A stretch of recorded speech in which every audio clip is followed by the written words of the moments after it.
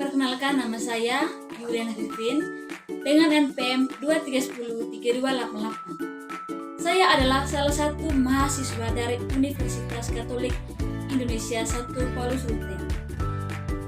Di sini saya akan membuat video tentang filosofis, teori, dan konsep bahasa dan sastra Indonesia sekolah dasar. Filosofis, teori, dan konsep bahasa dan sastra Indonesia sekolah dasar. Konsep dasar bahasa. 1. Pengertian bahasa. Istilah bahasa sudah sering kita dengar dalam kehidupan sehari-hari. Lalu, apakah itu bahasa? Bahasa adalah alat komunikasi yang digunakan manusia untuk menyampaikan maksud, pikiran, perasaan, dan gagasan dalam upaya membangun interaksi. Yang kedua, sifat-sifat bahasa. Bahasa memiliki sifat yang menggambarkan ciri khas dan fungsinya sebagai berikut. 1. Bahasa sebagai sebuah sistem. 2. Bahasa sebagai lambang. 3. Bahasa adalah bunyi. 4. Bahasa itu bermakna. 5. Bahasa bersifat arbiter. 6. Bahasa bersifat konvensional. 7. Bahasa bersifat produktif. 8. Bahasa bersifat unik. 9. Bahasa bersifat bervariasi. 3. Fungsi bahasa.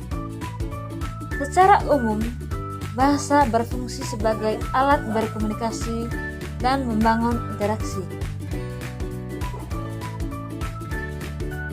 Bahasa digunakan oleh seluruh lapisan masyarakat sehingga dikatakan sebagai alat komunikasi sosial.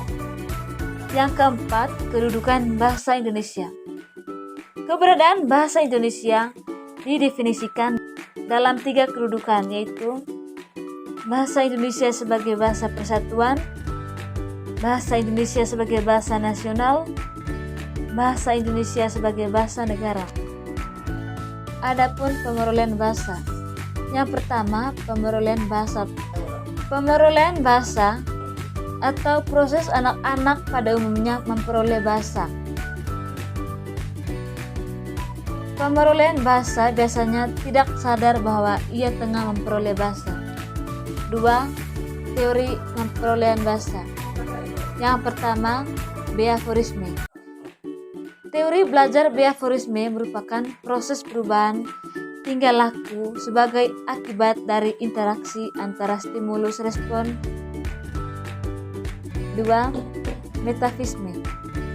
Teori metafisme merupakan salah satu aliran dalam pendidikan yang berpandangan bahwa setiap anak yang lahir telah membawa bakat tersendiri dan akan berkembang masing-masing menurut bakat yang dibawanya sejak ia lahir.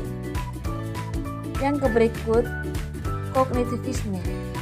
Kognitivisme adalah teori belajar kognitivis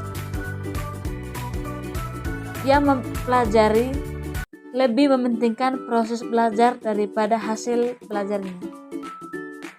Yang berikut, teori interaksisme merupakan cabang dari ilmu sosiologi yang membahas tentang cara seseorang atau individu berperilaku dan membuat keputusan berdasarkan lingkungan individu tersebut. Ketiga, faktor yang mempengaruhi pemerolehan bahasa pertama. Yang pertama, bahasa biologis ini berkaitan dengan gen atau faktor keturunan. Kedua, faktor lingkungan sosial dipengaruhi oleh lingkungan di mana seseorang tinggal.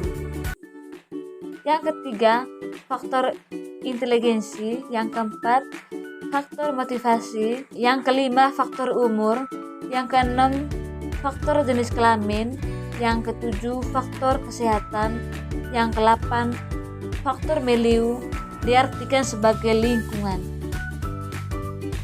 Hubungan timbal balik antara kondisi lingkungan sekitar dan keadilan keluarga terhadap perkembangan bahasa yang mempengaruhi pemerolehan bahasa kedua. Pencapaian pemerolehan bahasa kedua pada setiap tahapan pemurnian B2 tidak selalu menunjukkan kemajuan yang sama. Yang pertama itu motivasi. Motivasi menguasai bahasa tambahan selain bahasa ibu bukanlah sesuatu yang mutlak, maka untuk menguasainya diperlukan gairah bahasa yang disebut sebagai motivasi. Kedua, bakat tentu lebih baik. Bakat adalah potensi awal yang diperoleh secara alamiah, sifatnya menetap dan setengah sejak awal diturunkan melalui proses genetik. Yang ketiga, usia. Yang keempat, bahasa pertama. Yang kelima, gaya belajar. Yang keenam, inteligensi. Sekian dan terima kasih.